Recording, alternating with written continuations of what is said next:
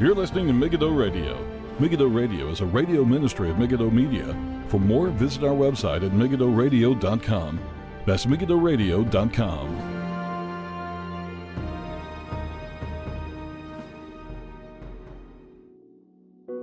Welcome. This is Paul Flynn with MEGIDDO Radio for the 2nd of October 2017. Thank you all for tuning in. On tonight's program, we're going to be talking about a bit of more politics than we would normally be talking about, but I'm going to spend the weekend looking over a few comments that were made by Nigel Farage and also the new UKIP leader.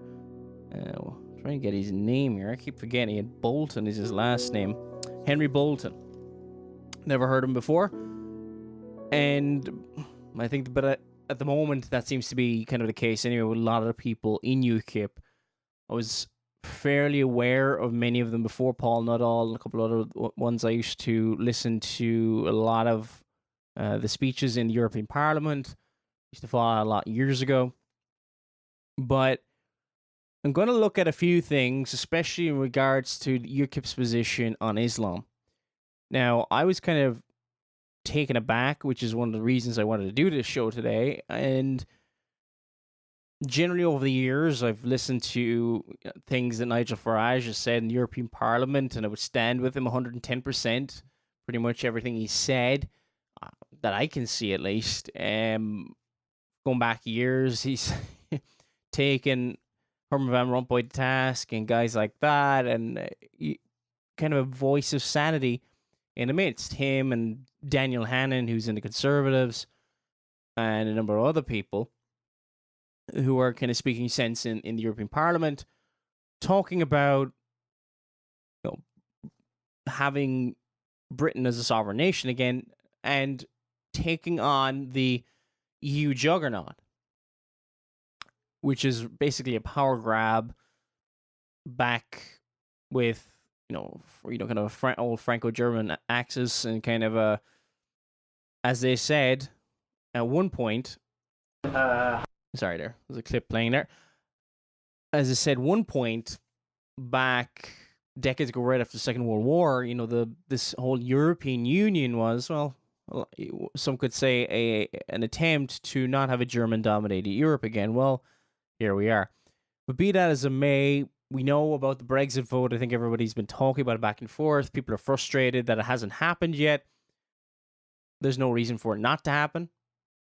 And there's been a lot of dragging of the feet of politicians.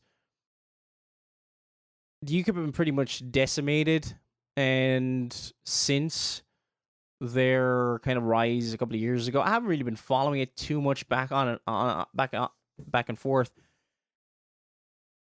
UKIP, without Nigel Farage in leadership, has been a comedy of errors.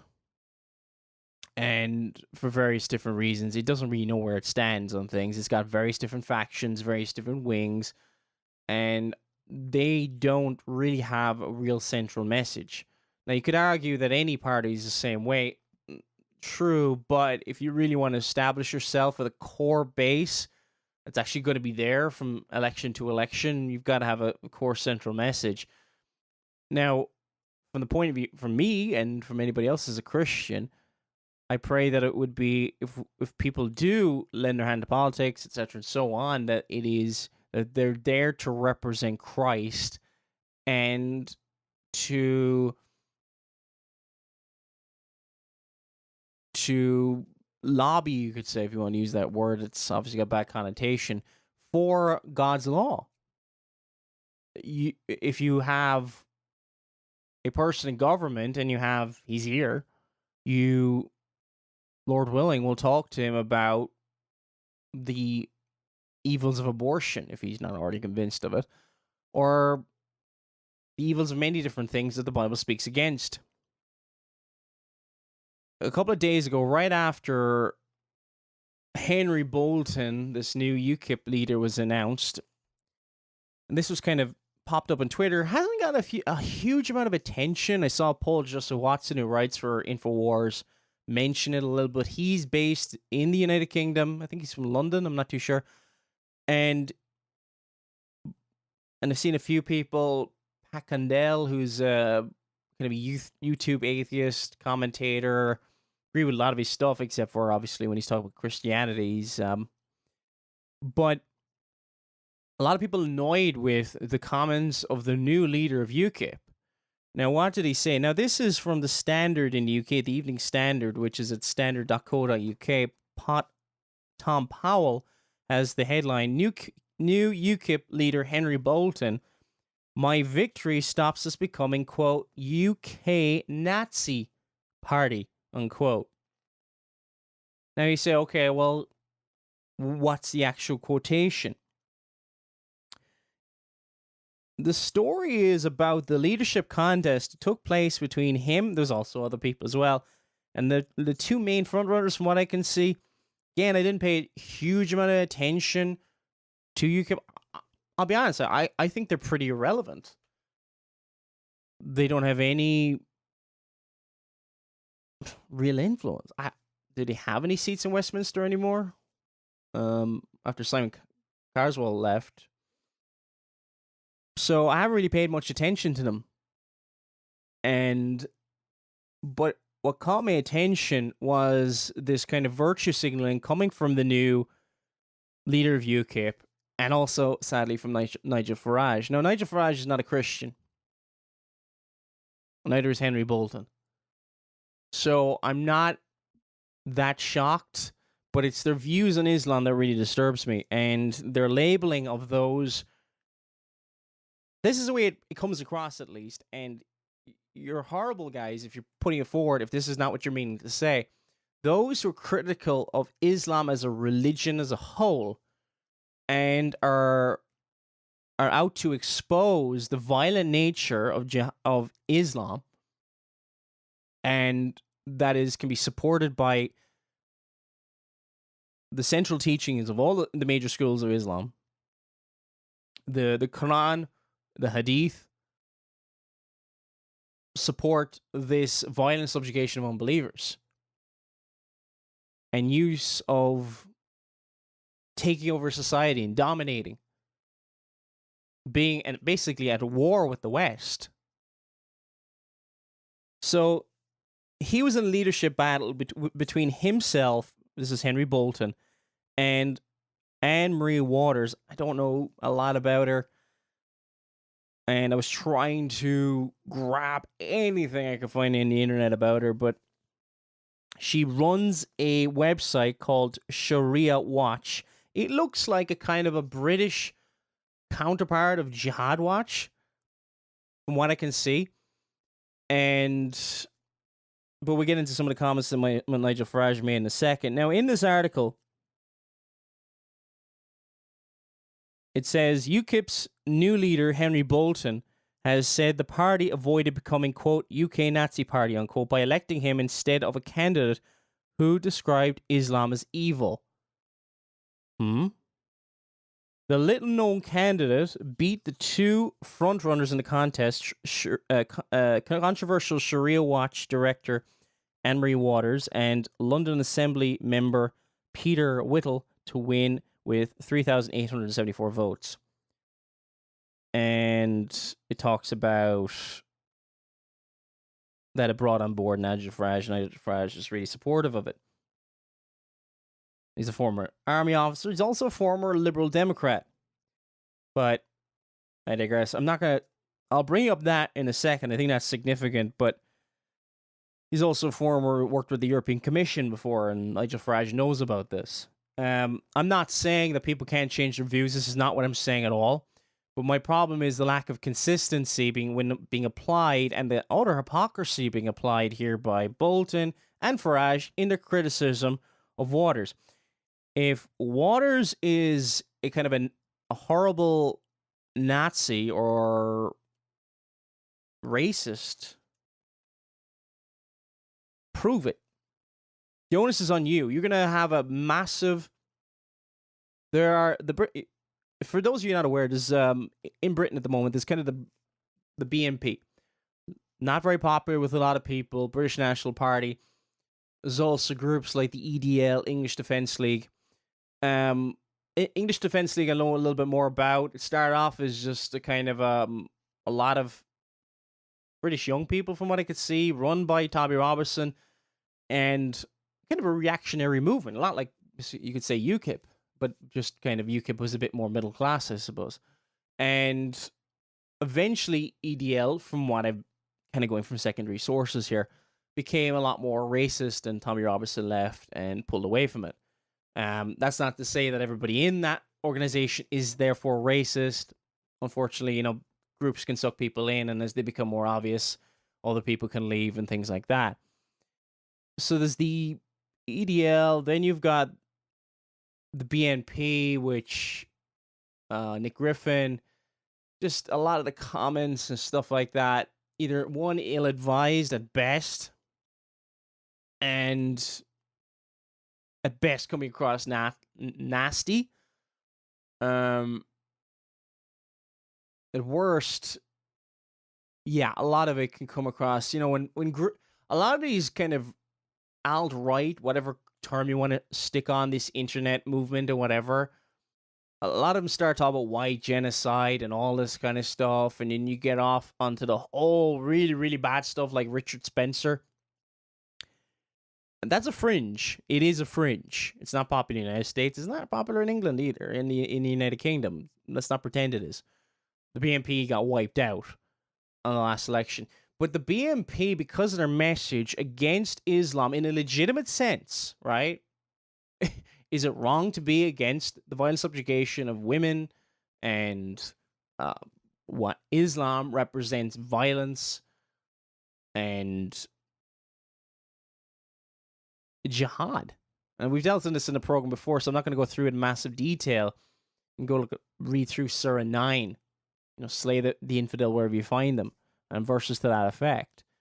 So, is it wrong to be against an ideology like that and not to think it is evil when it has inspired so many attacks across the world? If you want a rundown, if you look at the rundown of attacks that happened during Ramadan across the world, as documented by the religionofpeace.com, on that website, you will see, if you go on there, you can see there's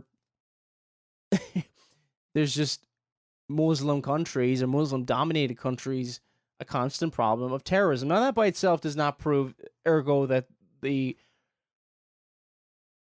Quran, the Hadith, and all the Muslim literature supports jihad. But from what I can see, and I'm like saying to people, if you've got proof that Anne Marie Waters and other people like that, and I've emailed people, still waiting to hear back from people, but people don't seem to want to reply, whether she's a racist or not. Now, I've gone through a lot of her and it seems to be anti-Sharia. And Nigel Farage's problem seems to be with hers, she's against Islam. Okay? We'll get into it. It gets worse, unfortunately.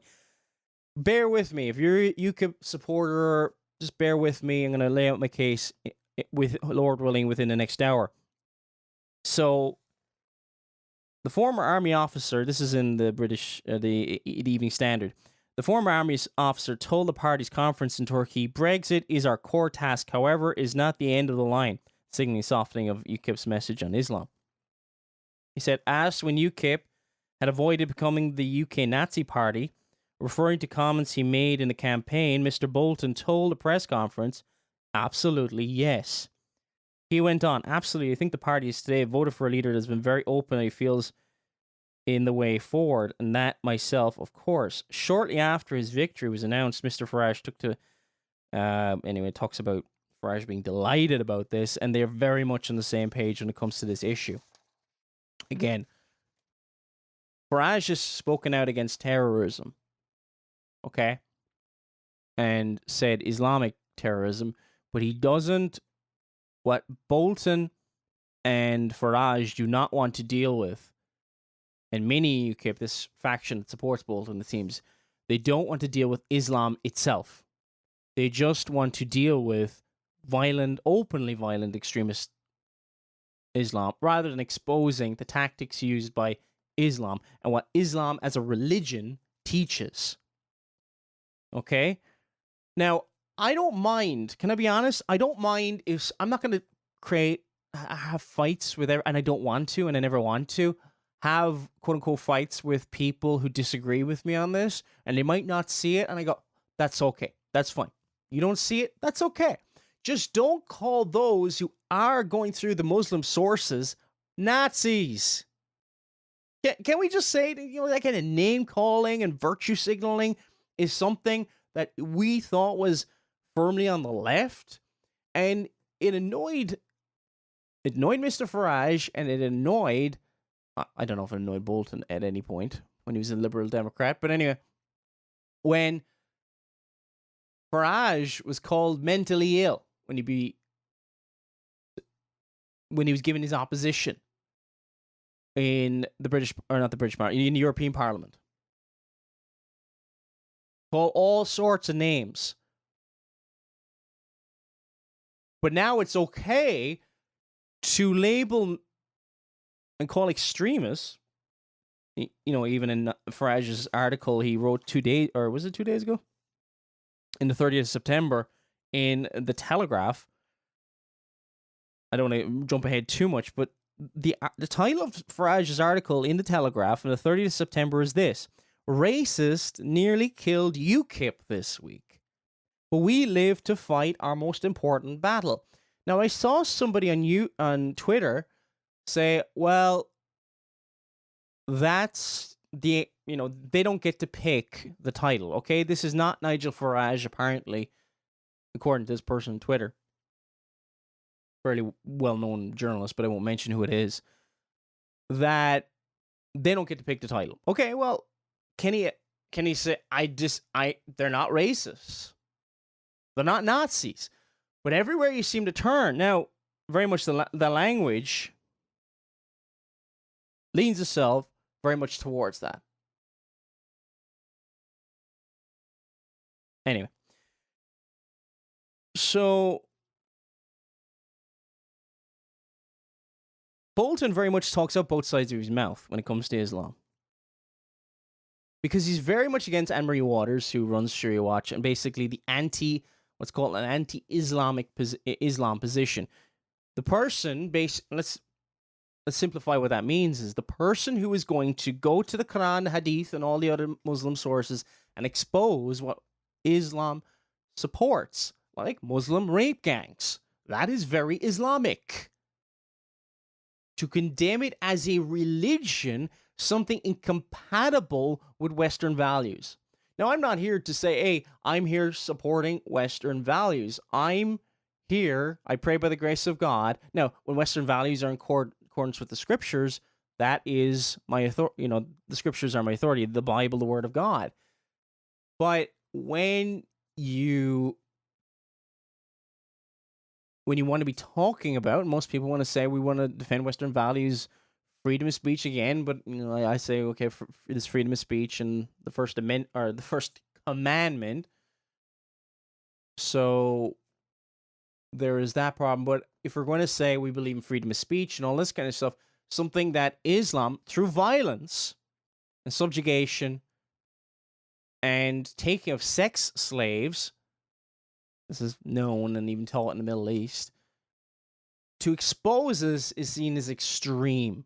And not only that, you're not welcome in UKIP by Farage and Bolton. Okay, let's prove what I'm saying. And he talks about he's not Nigel and all this kind of stuff. Now, he gives the kind of, says, okay, Islam is more dominating. So, see, he's kind of appeased some people who want to like UKIP. Okay? Well, Islam is a bit more dominating Christianity. And the explanation he gives, actually, you know what? I'm going to play this clip. This is from from his press conference. It's about a minute and 45 seconds. And we're just going to play this and comment on it. This is Henry Bolton's press conference after he became UKIP leader. When I saw you at one Hastings, you did say you thought Islam had too much influence on Britain. Is it your plan to, in your own way, steer UKIP towards a more kind of culturally conservative, nationalistic point of view? I've been very public about Britain, preserving the British way of life, and that includes our communities, all of our communities.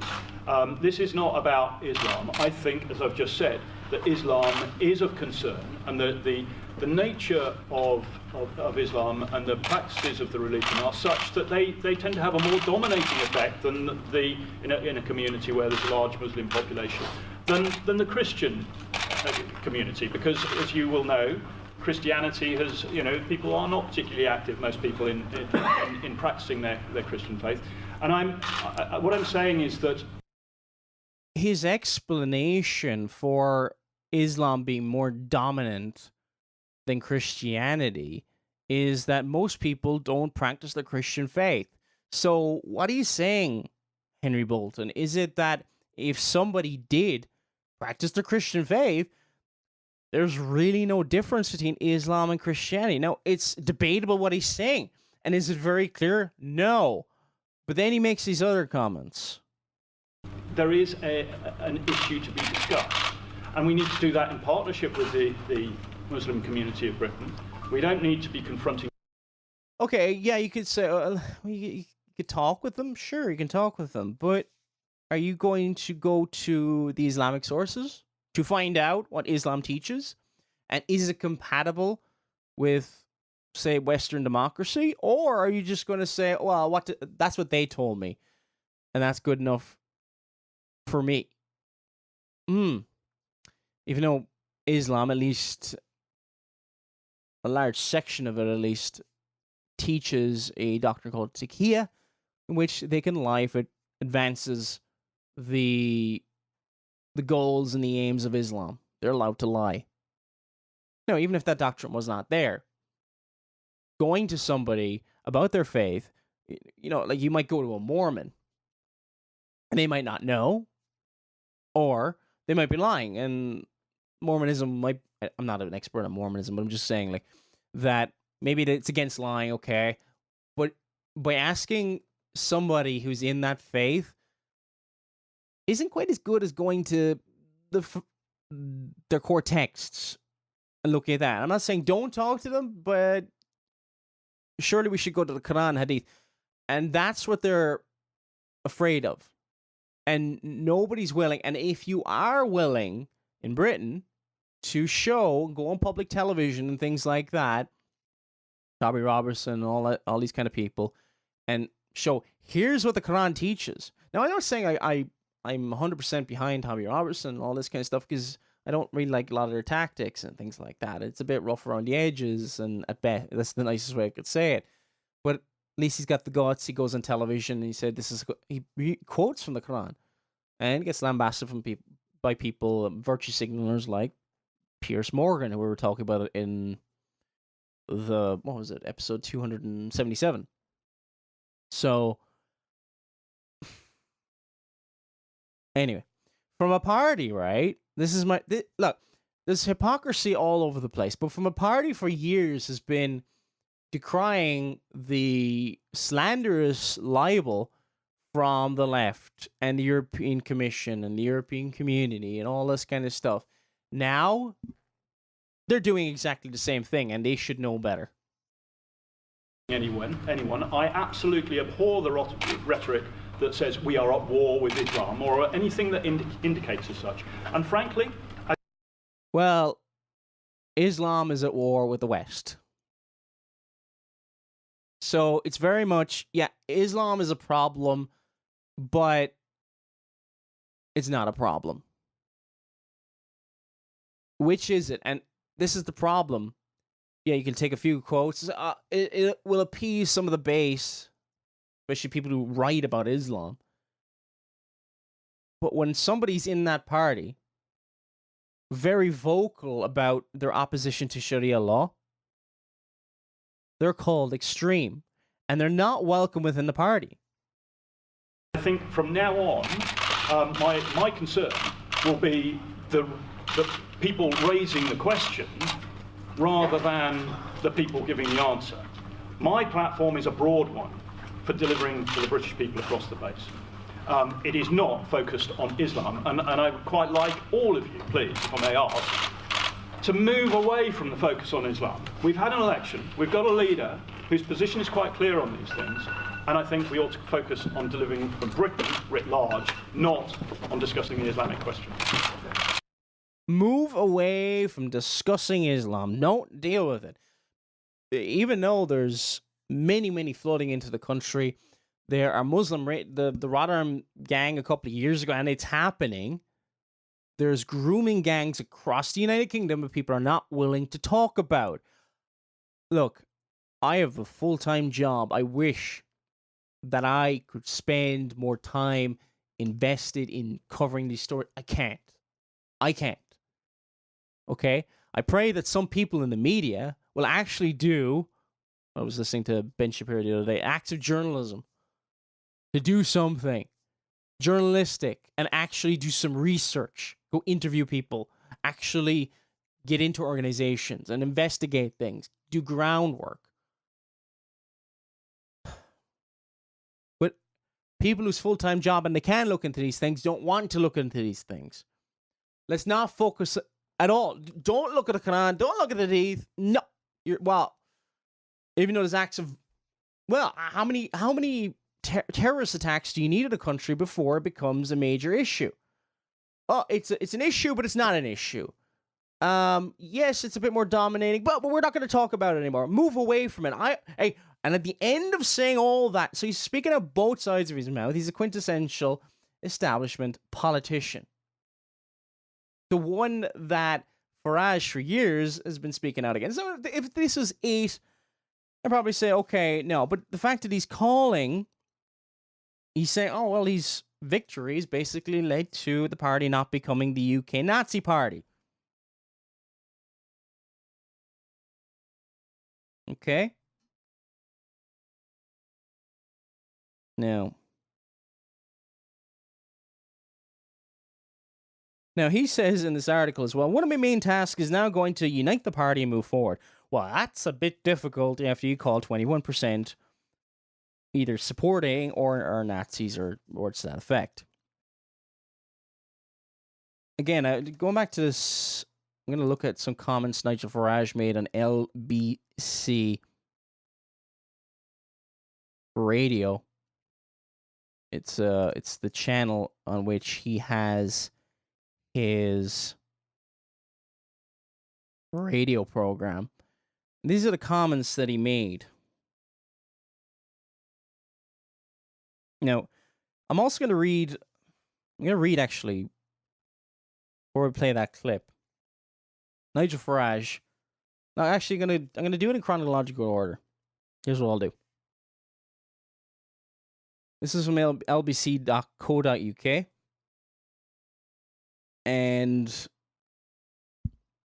let's look at some of the comments. This is under a title. If you go to lbc.co.uk, Nigel Farage tells LBC new leader Henry Bolton gives UKIP hope. Let's listen to Nigel Farage's comments.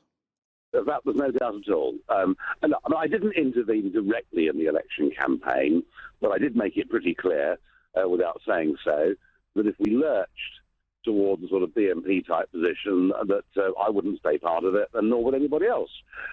Henry Bolton, you've made the point here. Now, okay,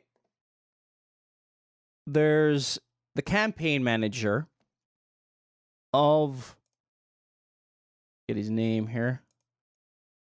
Oh, don't have it anymore. Do I have it here in this article? He actually mentions him in a second anyway. But there's one of the campaign managers used to be in the BNP. The BNP very much leaned towards very alt-right and that kind of stuff, right? And I can understand a bit of a distaste towards that. But it's very much guilt by association. And as we're going to find out in a second, even Henry Bolton, who he supports, has a dodgy past. I've been listening to you, but you don't know who he is. Do you know what? There was a time when no one knew who I was. So the fact that he's not well known is not a disqualification at all. This is a man with a truly remarkable background. You know, the top candidate at Sandhurst, done some remarkable things in the British Army. Equally, done some remarkable things in the British police force. He's a guy of achievement. He's a man of substance. Now, that means that his election now gives UKIP hope. However, the party is run by a bunch of amateur idiots on what's called the NEC. I was just like, it's astonishing, right? For a party that, okay, he wants to support Henry Bolton, he wants to unite the party, and you're calling the party, that's the group that runs the party, a bunch of idiots.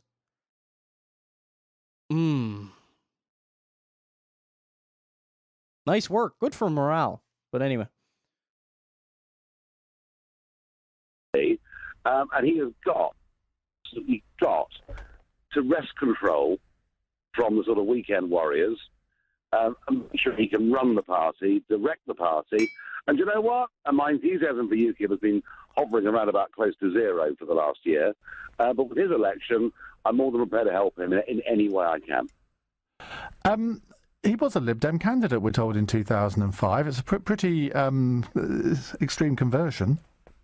Well, he also worked for the European Commission. He worked for the European Commission, and he was part of their unit that was building a common foreign and security policy. All right? So he's got a pretty bad background. He's one of the enemy, you could say. Oh, but what does Farage say then? He's got a big range of experiences. And do you know something, Ian? People make their minds up on things at different stages in their lives. And he's come to UKIP. He's, ever since I've seen him and known him, sincerely what we're trying to do. He's a convert from the European Commission, so he's probably, in that sense, really rather well qualified. Are you sure he's not an infiltrator? No. Okay, so guy with a dodgy past politically, Lib Dems, helping helping the EU and all this kind of stuff in the Commission. And I'm not saying he's wrong, by the way. I'm not saying he's wrong, but it just kind of weakens his position against Anne-Marie Waters in a second. Again, I don't know a lot about Anne-Marie Waters. I'll be honest. I don't.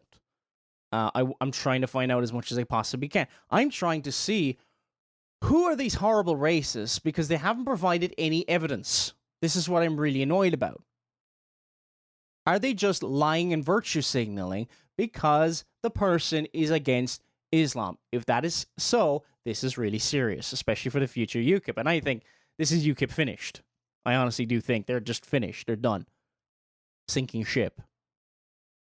This is like the final nail in the coffin. When you see your leader virtue signaling like a leftist, wow. And it's slander, by the way. You better back it up. No, he's not an infiltrator. No, do you know what? I often look at it and what's your agenda? But no, he's not an infiltrator. He's a very sincere guy.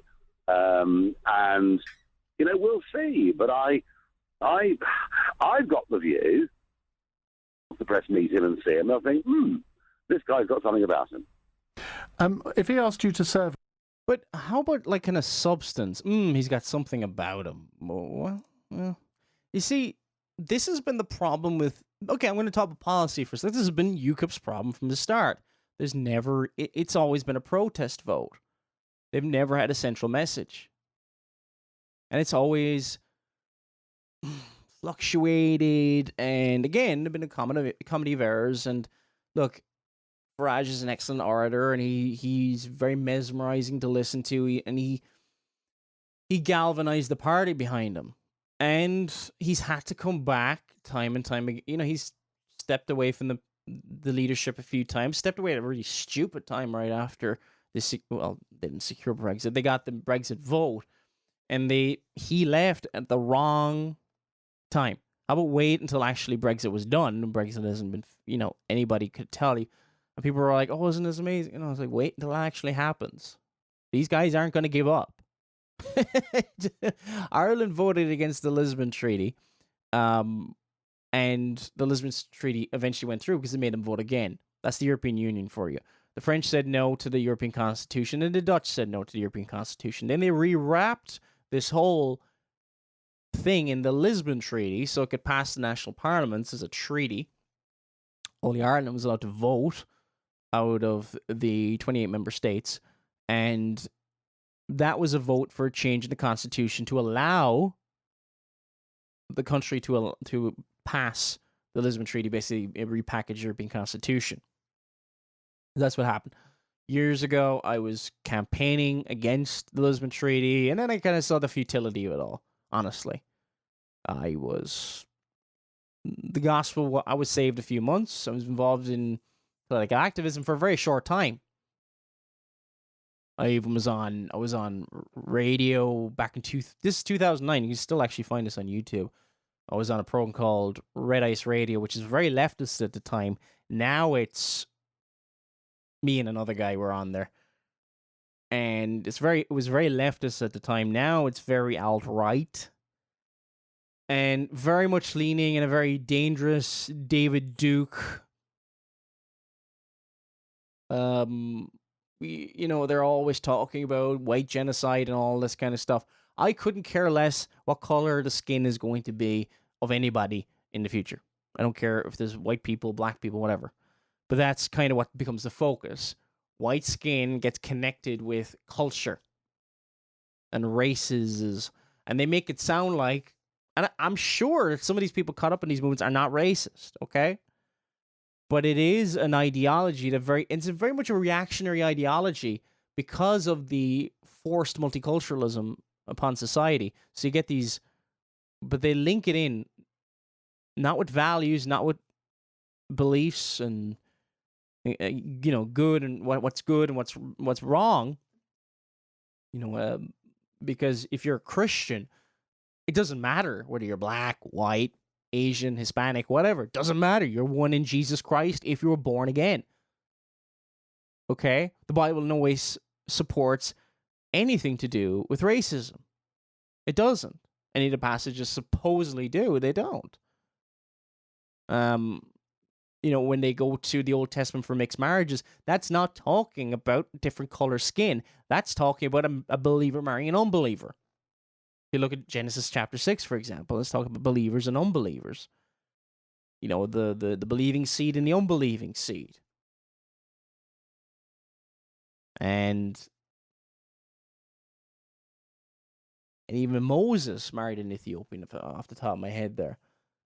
So the Bible says we're one race. And we're not even supposed to defend the culture. We're supposed to defend the truth. And there's a certain biblical loyalty to those within our government and things like that. I don't mean in a kind of fanatical kind of sense. I mean in a kind of sense that preserves life, love your neighbor as yourself. No, the most important thing is sharing the gospel, and that you share the gospel with whoever you meet when you get the opportunity. Whosoever will believe on Jesus Christ shall have eternal life and shall not perish. That's the most important thing. But also this preservation of life. And when we turn our blind eye to Islam and the violent Islam and coming in and to ignore the machinations of Islam and the teachings of Islam and what it promotes and what Islamic societies promote, you see the massive rise in Sweden of gang rapes in Swedish music festivals. I don't even want to describe it right here. There's literally gangs of men, and they go around groping and raping women in the middle of music festivals. And they can't talk about it. Let's not talk about it!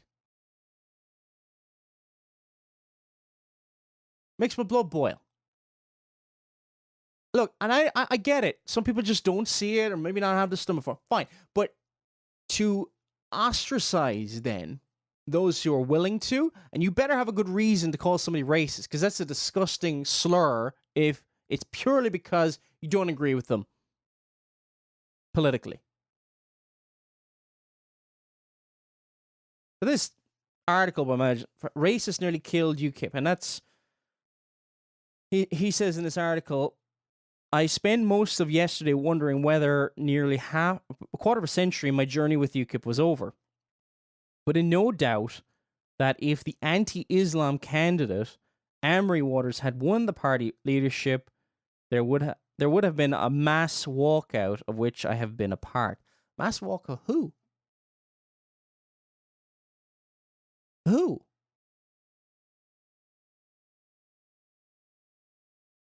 So he talks about a couple of people from the BNP joining, but it seems to be okay if somebody's got a Liberal Democrat in the European Commission. But if somebody could come out of a bad political party like the BNP, maybe we should deal with their views now. How about we deal with their actual views and critique what they actually believe? I don't like the BNP at all. But I would venture to say that not everybody who's been in the BNP is probably racist. Is that a wild thing to say? Are you marked for life just because you've been in the BNP? People try to smear Tommy Robertson, say, oh, he was in the EDL. He left the EDL when it became kind of racist. Again, I don't support everything he does. But usually when he's criticizing me, I look into it and go, that's false. And that's happened time and time again. And, Farage talks about a hard right faction. What does that mean? When I listen to Nick Britton, he's very much against privatization of anything. So he's not at all. He's very much about nationalizing everything. And anytime I've ever listened to him, he's not right on anything. If right's going to mean anything, I mean right wing, it's about smaller government. Fascism and government control is a product of the left. But I digress. This is how they're just using these titles. Hard right. Okay, whatever. Okay, so now he talks about how much he likes. Now, Amory Waters has somebody as campaign manager from the BNP in her as her campaign man. That possible cause for concern. It could be. But how about what does he believe? What does she believe? What does she say? What is the substance of her arguments? Not 10 years ago he did this and that. Because clearly it's off the table because it's okay for Henry Bolton to be a former Lib Dem and former European. That's all right. But to be a kind of a fairly dodgy political party in the past, no, that's not allowed. He left. Now you might question his motives. I can question Henry Bolton's motives, but if you're going to give Henry Bolton the benefit of the doubt, how would I give other people the benefit of the doubt? And maybe just if they're not good, critique them on their views right now, rather than just saying racists. And if it's not, you've got no control of it. How about pull the article and say, I refuse to go with that article. That's horrible. That's defamatory, and I reject that. I haven't heard that retraction yet from Mr. Farage. So, in the Telegraph article written by Farage, I do worry that so many UKIP members voted for a leadership candidate in Anne-Marie Waters, who has such extreme views on the religion of Islam. He never actually goes on to explain what that was. The disappearance of the BNP. So he wants to link together criticism of Islam as a religion with the BNP. It just sounds like the reporting of media of the left. But I digress. Guilt by association and all this kind of stuff. The disappearance of the BNP has clearly led a hard right faction to join UKIP and to try and make us or take us in the wrong direction. In all my years as leader, this is exactly what I fought against. Fought against looking at Islam, looking at what the Quran and the Hadith and all these other things teach. Robert Spencer, not to be confused with Richard Spencer, unfortunately people do that. Robert Spencer, who is the director of Jihad Watch and written very good books, The Truth About Muhammad, which I've read, The Complete Infidel's Guide to ISIS, and I think I might have one or two more of his books. Maybe that's all I have of him. But they're very good books. He's not a Christian. He's a kind of Maronite Catholic, but he's probably the best scholar that I know of on Islam, on the actual dangers of Islam, what they teach, the sources. I would struggle to find somebody's better. From the point of view being maybe David Wood as well of Act 17 apologetics. I've said this before. He's excellent on the issue of Islam, but that's all. I don't know if he's much good at anything else because he promotes William Lane Craig. But I digress.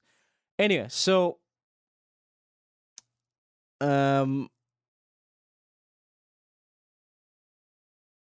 now he says then in fact former BNP members were not even allowed to join the party under my watch, while our opponents, including some who work for the BBC, always tried to label us as racist. This allegation was simply untrue. Well, you don't like being called racist. Well, why are you calling other people, without any evidence, racist? You constantly talk about extreme views in the religion of Islam. Is Islam a religion of peace?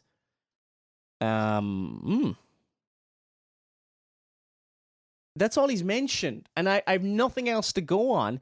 If there is a genuine example of an extreme untruth about the religion of Islam, let's present it, Mr. Farage, and I will denounce it with you. If there's a genuine example of racism from this faction of the UKIP party, which you denounce and call them idiots and all this other stuff, I don't know if they cross over with each other. You've called a lot of your, the NEC, you call them idiots, weekend warriors. Is it possible? Maybe too many trips to America has made you a little bit arrogant. Is that possible? Is it possible that what you say about many of the European leaders, that they become a little bit out of touch? Is that possible to be said about you being out of touch? I'll leave that to ponder for people. Now, he talks about, in order to restore the kind of order UKIP previously enjoyed, the best solution now would be for these people like Waters to go off and do their own thing. He wants her to leave. Basically, get out of the party. He says it in a kind of a nice way here, but on LBC, he's not so nice. In any capacity, would you? Oh, I'm more than prepared with Henry to help him with advice and backup. I don't want a job or a title. I'm bored with all that. But no, listen, I will help him. Of that, there is no doubt. And what's the future for Anne-Marie Waters in UKIP? She came second, very, very close to winning. Well, Ian, one of the things I did as UKIP leader was to totally disassociate ourselves with the far-right BNP type tendency. In fact, I even got it to the point where you couldn't even become a member. But you're going to have to explain, Farage, because what does that mean? Is there a difference between anti or counter jihad and being a white supremacist? Now, can they cross over? Of course they can. Yes, I'm not disputing that. And, with the BNP, it often did. But is it possible the people in their opposition to Islam ended up in the BNP because they resonated with that one message? But is it also possible that it happens in any party and then eventually they leave? So the BNP type, it's a great thing to throw around. We're not racist. We're not like the BNP. But what is the BNP position? Easy kind of throwaway thing to say, but what is it you're against? Member of UKIP, if you've at any point in time been a member of the BNP, I wanted to make sure there was absolutely a clear distinction that we were a non-racist, non-sectarian political party who happened to believe things needed changing. The point about Anne-Marie Waters is things needed changing, but where? Things needed changing? Labour always just say, well, we need changing. Honestly, things need to change. To what? And that's the problem. You're going to get different factions. There's a Christian wing. A friend of mine is actually in UKIP. Loves the Lord, and he's very active in a lot of great causes and things like that. But, there's the Christian faction. I think there was at one time, or I don't know what, there's an LGBT faction. It's all over the place. Because it's a protest vote.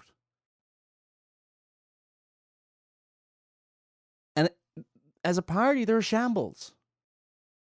They don't really, at least, in Northern Ireland there's the Democratic Unionist Party, which basically was started by Ian Paisley a couple of decades ago. At least they started to talk about, democracy and, preserving Christianity in the place within the union. At least they had some kind of a, hey, here's what we stand behind. Don't agree with them, wouldn't vote for them on different issues. And how they're very pragmatic and things like that, But at least they got a foundation. Or they had a foundation. They've changed a lot over the years. So, but UKIP don't have that. We don't like the European Union. We want to be independent. We want British values.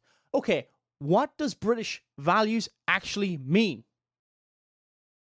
Because when you strip Christianity away from the Magna Carta and the British Constitution, it becomes a free-for-all and whatever you want it to be. So, needed changing, again, it's a what? Without it, for Brexit is the only reason that UKIP existed. Now they're gone.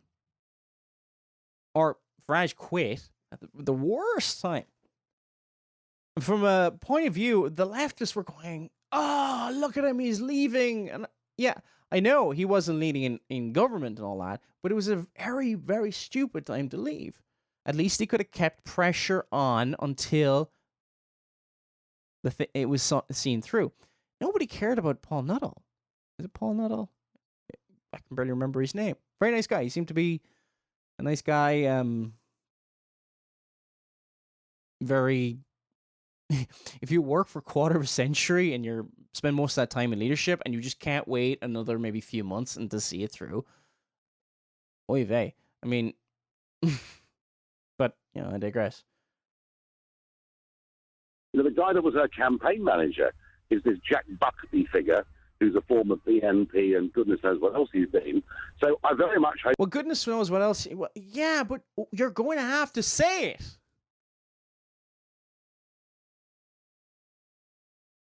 From what I can see, he's a contributor to the rebel media.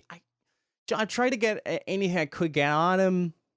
I know he's not liked by the left. I know in a lot of times in some of these videos, you could say things in a lot better way. Some people are a bit of a bull in a china shop. The way to describe things sometimes is not necessarily what you're saying, but just you're not exactly the best way of putting it.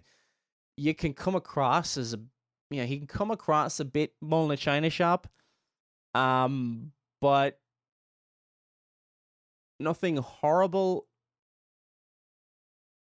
Is he racist? I can't see it from any of the clips that I've been able to dig up on him. If anybody can find anything on him, megiddofilms@gmail.com. But how about...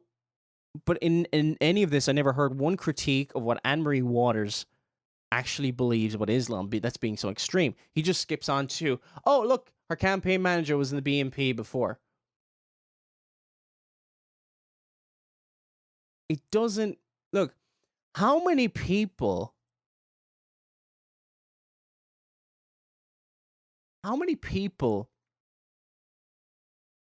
completely agree politically with the campaign manager? Today, it's very unusual that they completely line up with everything. Well, maybe they do. But it can't be just guilt by association. At best, you can say, okay, maybe it's not the wisest choice of campaign manager. But that's not a critique of somebody's view. You can't say, well, I don't like this person. This person's a nasty racist because he's friends with this person. It's not good enough. You gotta have to quote and give examples of this person. And if you can show that and you fail to do that while slandering people, we'll denounce it together. Can we actually talk about actual cases of race? Because you're no better than the left when you're doing this. She leaves today. Would you encourage Henry Bolton? I'm going to go back over that clip. Figure who's a former BNP and goodness knows what else he's been. So I very much hope she leaves today. So I hope, based on that fact alone, okay, the BNP type position. Yeah, Nick Griffin says horrible things at times as well. I've played over clips and stuff like that, and he's gone waffled on about, white genocide and things like that. I haven't seen a lot of the clips. Very much about the white race and all this kind of stuff. Yeah. Is it smart to be in that party? No. But I've never seen, is it Jack Buckby, say that. Now, if he is, send it on. I haven't found anything. But again, you have to realize you're dealing with Anne-Marie Waters, not everybody who is in her staff. There can be oversights. There can be... And look, maybe he was years ago... He seems like a pretty young guy, this Jack Buckby guy. Maybe he's renounced it and made decisions on it later in life, like he said that Henry Bolton did. It's okay to be gracious towards Henry Bolton, but not towards anybody else. So all you can come away with is this conclusion. Her criticism of Islam, documenting what the Quran and Hadith, that is seen as extreme. You're going to have to give some examples. There, again, it's just like the left. It's this shoddy, yellow journalism that says, boom, she's anti-Islam, therefore she's extremist, we're non-sectarian, etc. But what about when a certain religious group poses a threat, the teachings of which pose a threat to the national security and the people of the nation? What then? Virtue signaling, I guess, will come in. And this is what's happening with Farage, Bolton, and all this. Here's my takeaway that, well, let's get Brexit secured. Let's make sure that gets through. And let's not focus at all on Islam. Okay, say that happens. You get out of the European Union. Nothing's going to change. People like Robert Spencer are still going to be banned. And ask yourself this question. Robert Spencer, who's director of Jihad Watch, I think Pamela Geller was banned as well, if I'm not mistaken. Will their bans be overturned? Just say, if somebody like Nigel Farage or Henry Bolton, just say Henry Bolton becomes the Prime Minister and is in 10 Downing Street tomorrow. Will his Home Secretary overturn the ban on Robert Spencer and allow him to come over and speak? Because it doesn't look like that would be the case. Because he's very much like, well, she's extreme. The word Nazis come up by Henry Bolton. Oh, like 21% of, who voted for her. Racist, the title racist has been used in Nigel Farage's column. Now, at the best, I can attribute stupidity to him. Maybe somebody else picked the title, but if I write an article for a newspaper, I'm going to check what title is going to be put on there. And I'll say, no, pull it. I don't want you putting that up. So he's responsible for that. Don't give me that nonsense, whoever came up with that excuse. And generally, I like a lot of the things that Nigel Farage says. He came over during, what was it? There was a vote a couple of years ago. And Nigel Farage came over and spoke. He was over a couple of years ago, said a lot of great things. I was like, hey, great. He was a breath of fresh air. But it doesn't give him a pass. And it actually makes him more culpable because he knows the tactics of the left. Now he's using the same ones and seems to be completely out of touch and not willing to touch on Islam. Now he's willing to touch on the terrorism. And I think Henry Bolton is exactly the same. Right? But how would I put it? He doesn't want to go to he doesn't want to look at. Is it extreme for me to point out, like in Surah 9, verse 123, O ye who believe, fight the unbelievers who are near you, and let them find harshness in you, and let that Allah in those who fear him, which is completely contrary to the Christian message.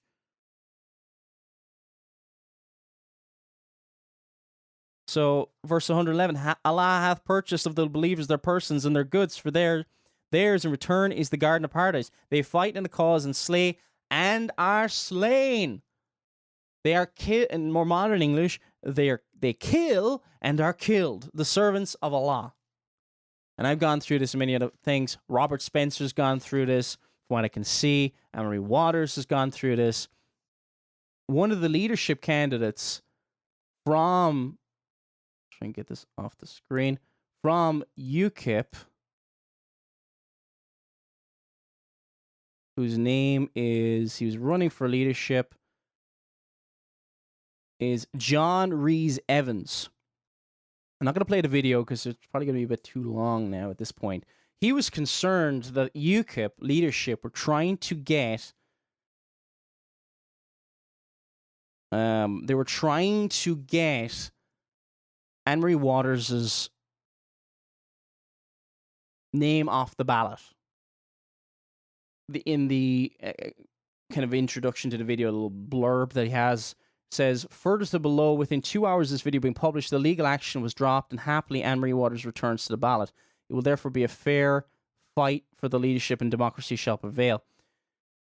Original message. Today's decision will characterize, this is back in the 26th of August, characterize UKIP either as an oligarchy run by elites or as a democracy that trusts in its membership.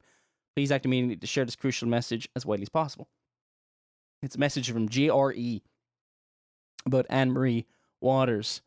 And so him putting pressure, it seems, by putting out this video, warning back in August, it was obviously another leadership contest, because it never seems to be settled in UKIP, but it seems to change every bit of a merry-go-round when Farage isn't in leadership, that they were trying to get her off the ballot and trying to use different methods and means to get her off, even though she clearly passed criteria prior to that. Farage doesn't want her, and what's the reason over and over again? Who has such extreme views on the religion of Islam? What extreme views? What? That Islam teaches jihad? That it talks about sex slaves to whoever your right hand possesses? I think it's in Surah 4. People have documented such cases, and is it complete coincidence that there's a rape epidemic in places like Germany, Sweden, in parts of the UK where the Muslim population just happens to be really big? There's terrorism. You can't deal with them in isolation. Now, I would be okay with just say somebody was like, okay, I don't really get this. Okay, fine. I wouldn't even have a huge problem. Sometimes people don't see these things and don't look into as much as other people, as people like Robert Spencer. But to go to the point that it seems like you're not welcome, you're against Islam, and we'll go to the core text and expose Islam. You're not welcome, and we want you out. That's the message from Nigel Farage. I can't see anything else. Is there something else I'm missing here? Is he okay with racists nearly killed UKIP this week? Who are the racists in UKIP that he wants to get out? I'm going to leave you with this one comment. What is the role of government? If we're in politics, this should be our chief end. Now, the chief end of man is to glorify God and enjoy Him forever. Glorify Him in government as well.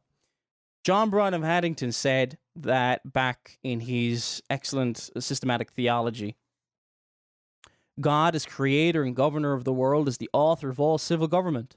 Nor have either subjects or magistrates the smallest degree of liberty or power, but what they derive from Him, and for which they must be accountable to Him, not therefore the will of subjects, or the consciences of magistrates, but the law of God. As supreme governor must be the real standard of all laws enacted by men. Just read that part again. But the law of God, as supreme governor, must be the real standard of all laws enacted by men. Nor must men's civil interests, but the glory of God, as founder and supreme governor of nations, be intended as their chief end in all civil subjection and government. To maintain the contrary necessarily involves in the depths of atheism. Just read that one more time. To maintain the country, contrary to the law of God determines what is enacted by men. To maintain the country necessarily involves in the depths of atheism.